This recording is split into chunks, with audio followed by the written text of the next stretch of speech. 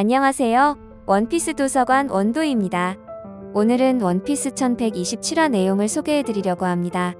이번 화의 제목은 신비한 왕국에서의 모험이라고 하네요. 이번 화의 표지는 야마토와 이누아라시의 만남이 그려진다고 하네요. 요즘 오다가 표지 현재의 야마토를 굉장히 많이 사용하는 느낌이 들죠.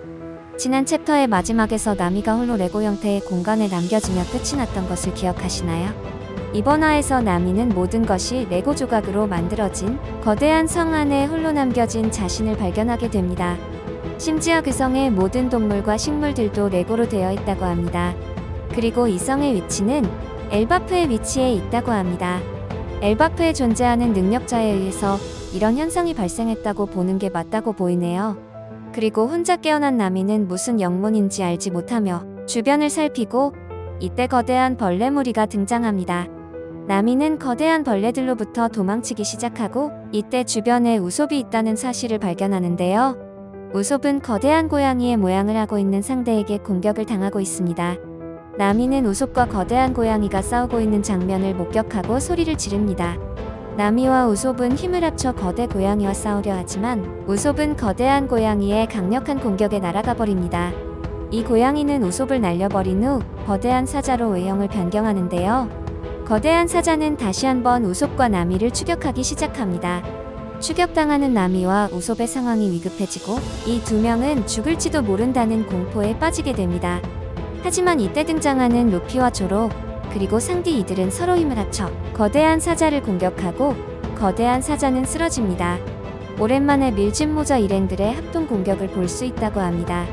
거대한 사자를 물리친 밀짚모자 일행들 루피, 조로, 나미, 우솝, 상디는 바이킹 복장으로 갈아입고 레고로 이루어진 이곳을 탈출할 준비를 한다고 합니다.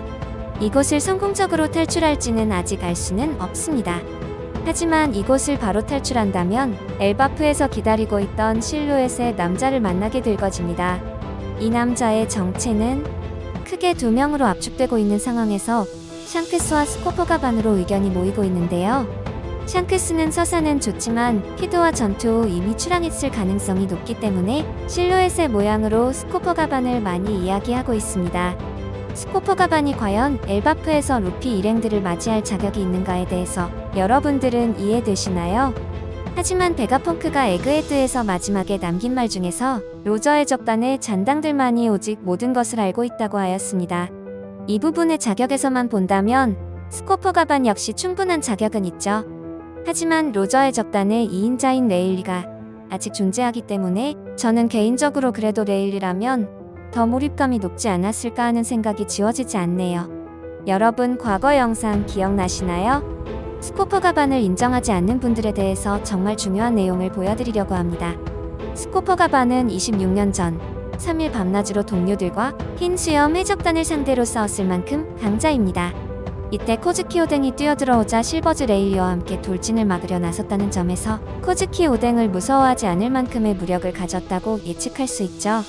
레일리와 같은 위치에 서서 전투를 지휘하는 등 부선장과 엇비슷한 지휘임을 간접적으로나마 증명했다는 것입니다. 심지어 애니에서는 코즈키 오뎅과 막상막하로 싸우는 모습까지도 연출이 되었다는 것이죠.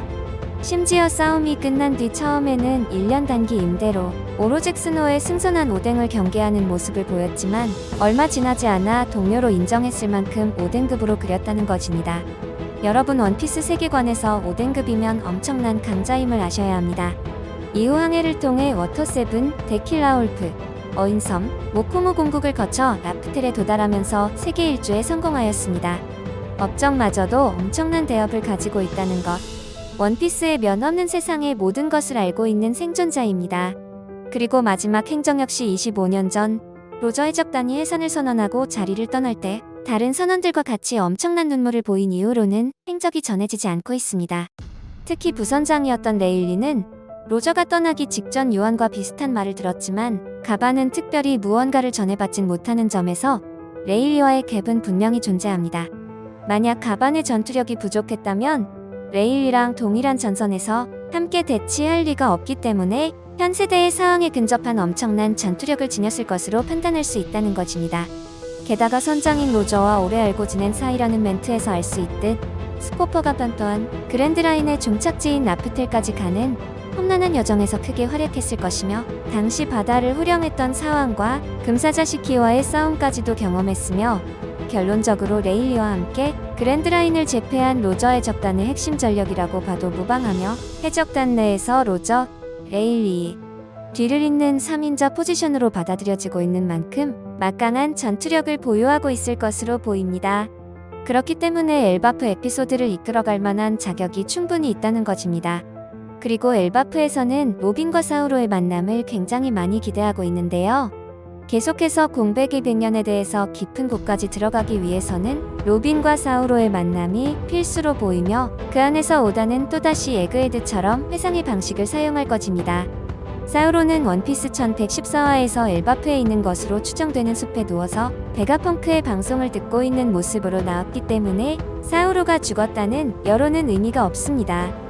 당시 사우로의 얼굴은 음영이 보여지지 않았으나 특유의 웃음소리나 체형의 실루엣은 누가 봐도 사우로인지라 생존했음이 확정되었습니다. 이때 등장과 동시에 엘바프로 행선지가 정해지자 본능적으로 로빈과의 만남을 모두가 외쳤다는 것입니다. 만약 사우로가 계속해서 공백의 100년에 대해서 연구하고 있었다면 에그헤드에서 밝혀진 정보의 버금가는 엄청난 내용들이 사우로를 통해서 밝혀질 것입니다.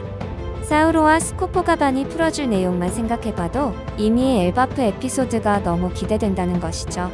게다가 엘바프에서 태양신 니카는 거의 종교에 가까울 정도로 신성시되고 있기 때문에 루피의 니카 모습을 엘바프에서 거인족들이 목격했을 때 어떤 반응이 펼쳐질지도 상당히 기대되는 부분입니다. 그리고 엘바프에 또 다른 기대되는 부분이 있죠. 과연 유스타스 키드가 이대로 원피스에서 사라졌을까요? 저는 절대 오다가 샹크스와 전투에서 키드를 완전히 원피스에서 리타이어 시키지 않았을 것이라고 생각합니다. 키드가 가지고 있는 상징성이 신세대 3선장의 한 축을 가지고 있고 앞으로의 역사를 키드 역시 가지고 가야 한다는 것이죠.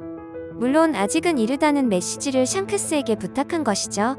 게다가 키드는 엘바프에서 싸움을 그렇게 원하지 않았다는 것인데요. 샹크스는 자신이 마음에 들지 않으면 확실히 싹을 잘라버리는 스타일입니다. 이런 샹크스에게 2번이나 도전을 한다? 있을 수가 없는 일이죠. 당시 원피스 세계관에서 키드의 의상은 루피와 함께 차세대 사왕이라는 타이틀을 가지고 있었을 정도로 미래가 창창하고 강했습니다. 그리고 사왕과 싸움을 원하고 있을 만큼 굉장히 도전적인 성격까지 가지고 있었죠. 하지만 키드의 사왕 정벌은 굉장히 비극적이었습니다. 그 첫 상대가 바로 샹크스의 빨간머리 해적단에게 도전했다가 왼팔을 잃었고 처음에는 샹크스가 본인과 똑같이 만들어준 거다라는 추측이 있었으나 후에 밝혀진 내용으로 봤을 때 키드는 샹크스를 만나지도 못했다는 게 밝혀지며 간부들에게 당한 걸로 추측되고 있습니다. 이후 빅맘의 영토에서 약탈을 하다가 장성을 상대로 부상을 입히는 성과도 기록했고 샹크스와의 항쟁 이후 왼팔을 잃은 소문이 퍼질 새도 없이 바로 빅맘 해적단을 공격했는지 세간에는 빅맘 해적단과의 항쟁에서 왼팔을 잃었다는 헛소문이 퍼졌을 정도로 키드의 사왕 공격은 계속되었습니다. 당연히 이렇게 무차별적으로 날뛰니 현상금도 큰 폭으로 올랐습니다. 그 금액은 무려 4억 7천만으로 그 당시 로우는 4억 4천만 벨이었고 루피는 4억 벨이로 키드의 평가가 얼마나 높았는지 볼 수 있습니다.